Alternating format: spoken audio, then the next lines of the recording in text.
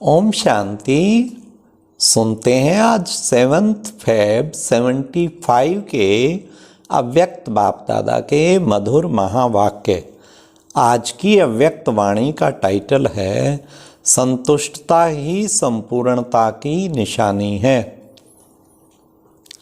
आज की अव्यक्त वाणी में बाबा ने संपूर्णता की मुख्य निशानी कौन सी है, दूसरा सर्व को संतुष्ट करने का मुख्य साधन कौन सा है, तीसरा विशेष आत्माओं का अंतिम विशेष पुरुषार्थ क्या है, और लास्ट विश्व के मालिकपन के तख्त नशीन कब बन सकते हैं। तो सुनते हैं 7 फरवरी 75 की अव्यक्त वाणी संतुष्टता ही संपूर्णता। सर्वात्माओं के प्रति स्नेह जगाने वाले सर्वहितकारी शिव बाबा बोले, अभी इस समय अपने फीचर और फ्यूचर को जान सकते हो। जितना जितना समय के समीप जा रहे हो, समय के प्रमाण अपनी संपूर्णता की निशानियां अनुभव में आती हैं। संपूर्णता की मुख्य निशानियां कौन सी हैं? आत्मा संपूर्णता को पा रही है, यह मुख्य किस बात में सबको अनुभव होता है? मुख्य बात यह है कि ऐसी आत्मा सदा स्वयं से सर्व सब्जेक्ट में संतुष्ट रहने का अनुभव करेगी और साथ साथ अन्य आत्माएं भी उनसे सदा संतुष्ट रहेंगी। तो संतुष्टता ही संपूर्णता की निशानी है। जितना जितना सर्वात्माओं की संतुष्टता का आशीर्वाद व सूक्ष्म स्नेह तथा सहयोग का हर समय रेस्पॉन्स मिले, इससे समझो कि इतना संपूर्णता के समीप आए हैं। कमाल इसमें है। तो बाबा ने मुख्य निशानी क्या बताई? हाँ, कि ऐसी आत्मा स्वयं से भी सर्व सब्जेक्ट में संतुष्ट और अन्य आत्माएं भी उनसे सदा संतुष्ट होंगी। यही निशानी बाबा ने बताई।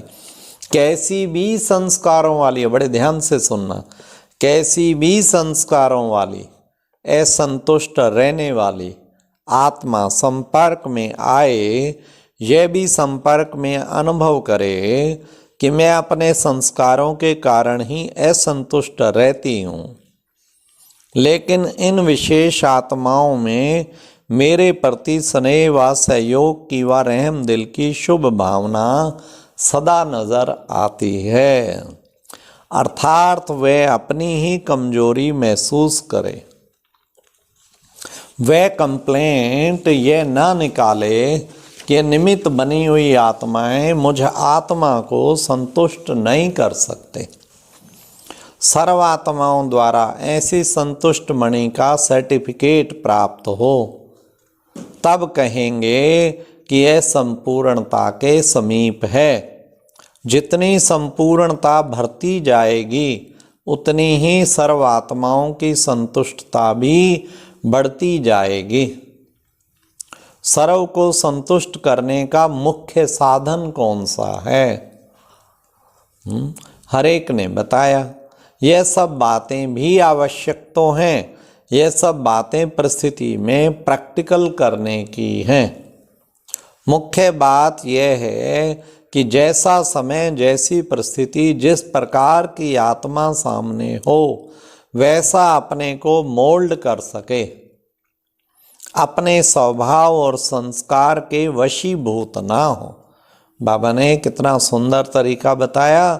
सबको संतुष्ट करने का बाबा ने साधन बता दिया कि बच्चे जैसा समय, जैसी परिस्थिति और जिस प्रकार की आत्मा सामने हो, वैसा अपने को मोल्ड कर लो और अपने स्वभाव संस्कार के वशीभूत ना हो। स्वभाव अथवा संस्कार ऐसे अनुभव में हों जैसे स्थूल रूप में जैसा समय वैसा रूप, जैसा देश वैसा देश बनाया, ऐसा सहज अनुभव होता है ना। ऐसे अपने स्वभाव संस्कार को भी समय के अनुसार परिवर्तन कर सकते हो। कोई भी सख्त चीज मोल्ड नहीं हो सकती है, कड़े संस्कार भी समय प्रमाण मोल्ड नहीं कर सकते। इसलिए ऐसे इजी संस्कार हों कि जैसा समय वैसे बना सकें, यह प्रैक्टिस होनी चाहिए। संकल्प में भी ना आए कि मेरे भी कोई संस्कार हैं या कोई स्वभाव है। जो अनादि आदि संस्कार हैं वही स्वरूप में हों। संस्कारों का परिवर्तन अनादि काल से है, अर्थात चक्र में आने से ही परिवर्तन में आते रहते हैं। तो आत्मा में संस्कार परिवर्तन का ऑटोमेटिकली अभ्यास है। देखो सतयुग में देवताई संस्कार ऑटोमेटिकली, फिर त्रेता में थोड़ा सा, फिर द्वापर में कैसे एक राजसिक संस्कार आ जाते और कलयुग में तामसिक संस्कार आ जाते। कभी सतो प्रधान, कभी सतो रजो व तमो संस्कार समय प्रमाण बदलते ही रहते हैं। अब जबकि नॉलेजफुल हो, ऊंचे से ऊंची स्टेज पर पार्टधारी बन पार्ट बजा रहे हो, पावरफुल भी हो, ब्लिसफुल भी हो, सर्वशक्तिवान के वर्षे के अधिकारी भी हो, तो स्वभाव संस्कार को समय प्रमाण व सेवा प्रमाण किसी के कल्याण के प्रति व स्वयं की उन्नति के प्रति परिवर्तन करना अति सहज अनुभव हो। यह है विशेष आत्माओं का अंतिम विशेष पुरुषार्थ। ऐसे पुरुषार्थ के अनुभवी हो, ऐसे संपूर्ण गोल्ड बन गए हो, इससे अपने नंबर को चेक कर सकते हो व अपने संगम युगी भविष्य रिजल्ट को जान सकते हो। निमित्त बनी हुई विशेष आत्माएं हो ना, तो इसकी परसेंटेज निकालो। स्वभाव संस्कार को अपने शस्त्र के स्वरूप में यूज कर सकते हो या यह मुश्किल है? इस बात में सफलता की कितनी परसेंटेज है? दूरबाज खुशबाज वाला नहीं, किनारा करने वाला नहीं, संपर्क में आते हुए, संबंध में रहते हुए स्वयं ही अपना संपर्क संबंध बढ़ाते सफलता मूर्त बने, तब नंबर आगे ले सकते हैं। बेहद के मालिक का बेहद से संबंध चाहिए ना, वह कैसे होगा? चांस मिलता नहीं, लेकिन हर कार्य के योग्य स्वतः स्वयं की योग्यताएं स्वयं ही निमित्त बना देती हैं। कितने सुंदर शब्द, जिन बच्चों को मन में चलता है ना, हमें चांस नहीं मिलता, हमें चांस नहीं।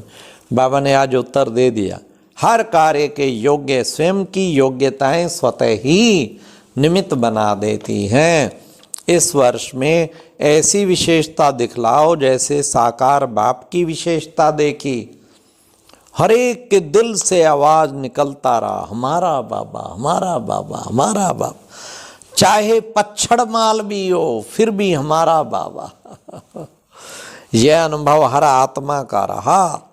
ऐसे सर्व विशेष आत्माओं के प्रति जब तक सर्व आत्माओं द्वारा यह स्नेह व अधिकार का आवाज, अधिकार का अपनेपन का आवाज न निकले, तब तक समझो कि विश्व के मालिकपन के तख्त नशीन नहीं बन सकते। तो ये आवाज बड़ा जरूरी उनके दिल से निकले, हमारा बाबा, ये हमारे भाई, हमारी बहन, ऐसा मेरापन, अपनापन होने लगे। तब बाबा ने कहा समझ लो विश्व के मालिकपन के हम अधिकारी बन गए। ऐसे सफलता की निशानी दिखाई दे। हर एक अनुभव करे कि विशेष आत्माएं विश्व कल्याण के प्रति हैं। यह है संपूर्णता की निशानी।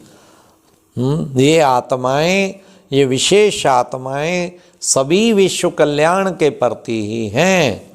वहाँ आपकी जीवन को देख के उनके दिल का आवाज़ निकले कि इनका जीवन तो विश्व के कल्याण के लिए, एक ही टारगेट ये लेके चल रहे हैं, विश्व का कल्याण, प्राणियों में सद्भावना हो। तो यह है संपूर्णता की निशानी। अच्छा, ओम शांति। अव्यक्त, आज की अव्यक्त वाणी का विशेष सार क्या निकला? जब आप सभी सब्जेक्ट्स में संतुष्ट रहने का अनुभव करेंगे तभी अन्य आत्माएं भी आपसे संतुष्ट होंगी। अब संतुष्ट मणि का सर्टिफिकेट प्राप्त करो। कोई भी सख्त चीज मोल्ड नहीं हो सकती, इसलिए संस्कार ऐसे ही जियो जैसा समय वैसा स्वयं को बना सको, अच्छा बना सकें। अच्छा, ओम शांति। ये थी आज की मुरली विशेष।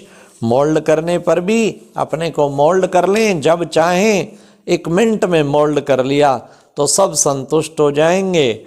और विशेष बाबा ने जो कहा है कि वो तुम बच्चों को कोशिश करनी है कि हर एक आत्मा सदैव संतुष्ट रहे। अच्छा, ओम शांति।